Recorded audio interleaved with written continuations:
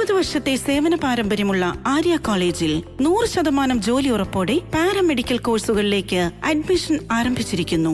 Arya college, new bus stand, Nilambur. നിലമ്പൂരിൽ BJP CPM അവിശുദ്ധ സഖ്യമെന്ന മുൻ KPCC president K Muraleedharan. Hindu Mahasabha മാത്രമല്ല RSSും ഇടതുപക്ഷത്തിനൊപ്പമാണ്. അടുത്ത നിയമസഭാ തെരഞ്ഞെടുപ്പിൽ UDFന് VD സതീശൻ നേതൃത്വം നൽകുമെന്നും മുരളീധരൻ പറഞ്ഞു. നിലമ്പൂർ ഉപതെരഞ്ഞെടുപ്പിൽ BJP ആദ്യം സ്ഥാനാർത്ഥിയെ നിർത്തുന്നില്ലെന്ന് പറഞ്ഞു. പിന്നെ അംഗത്വമില്ലാത്ത ഒരാളെ തേടിപ്പിടിച്ച് രാവിലെ സ്ഥാനാർത്ഥിയാക്കി ഉച്ചയ്ക്ക് അംഗത്വം നൽകി വൈകുന്നേരം പത്രിക നൽകിച്ചു. എന്നാൽ പ്രചരണം എവിടെയും സജീവമല്ല. BJP കൺവെൻഷൻ ഉദ്ഘാടനം ചെയ്ത സുരേഷ് ഗോപി മുഖ്യമന്ത്രിയെ പുകഴ്ത്തുകയായിരുന്നു. ഗവർണർ രാജ്ഭവനിൽ നടത്തിയ ചടങ്ങിൽ RSS പ്രചാരകൻ ഗുരുമൂർത്തി മുൻ പ്രധാനമന്ത്രി മൻമോഹൻ സിംഗിനെ ഇകഴ്ത്തി സംസാരിച്ചിട്ടും അതിനെതിരെ മുഖ്യമന്ത്രി പ്രതികരിച്ചില്ല. ഭാരതാംബ വിവാദത്തിൽ കൃഷിമന്ത്രി പ്രതികരിച്ചിട്ടും മുഖ്യമന്ത്രി ഒന്നും മിണ്ടിയില്ലെന്നും മുരളീധരൻ കുറ്റപ്പെടുത്തി. BJPയുടെ സ്ഥാനാർത്ഥിയെ പ്രഖ്യാപിക്കുന്നത് ആദ്യം പറഞ്ഞ സ്ഥാനാർത്ഥി ഇല്ലാതെ പിന്നെ ഒരു സ്ഥാനാർത്ഥിയെ പ്രഖ്യാപിച്ച സ്ഥാനാർത്ഥിക്ക് മെമ്പർഷിപ്പ് ഇല്ലാത്ത ആളെ പ്രഖ്യാപിച്ചു. കാലത്ത് സ്ഥാനാർത്ഥിയെ പ്രഖ്യാപിക്കുന്നു, ഉച്ചയ്ക്ക് മെമ്പർഷിപ്പ് കൊടുക്കുന്നു, വൈകുന്നേരം നോമിനേഷൻ കൊടുക്കുന്നു. മാത്രമല്ല ഇന്നിപ്പോ BJPയുടെ കിടന്ന അവസ്ഥ എന്ന് പറയുന്നത്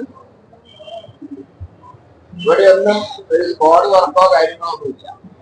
ഞാൻ ഇന്നലെ സ്ഥാനാർത്ഥികൾ പരിഗണന കണ്ടു. സ്ഥാനാർത്ഥി വാഹനത്തിൽ പോകുന്നുണ്ട്, വേറെ കാര്യമാണ് ഒക്കെയാണ് പോകുന്നത്. പക്ഷെ ചില UDFന് സ്ഥിരമായി കിട്ടുന്ന ചില കേന്ദ്രങ്ങളിൽ മാത്രം ചില പ്രചരണം.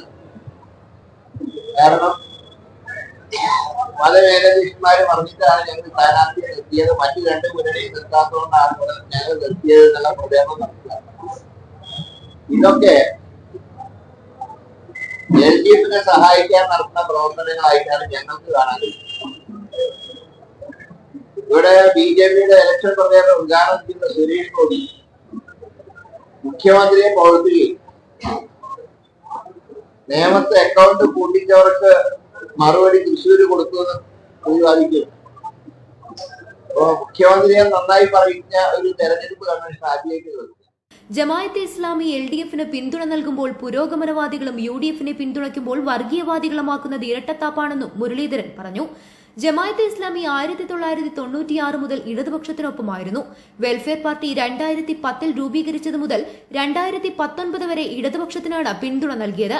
കോൺഗ്രസിനെ പിന്തുണയ്ക്കുക എന്ന ദേശീയ നിലപാടിന്റെ അടിസ്ഥാനത്തിലാണ് 2019 മുതൽ UDFന് പിന്തുണ നൽകുന്നത്.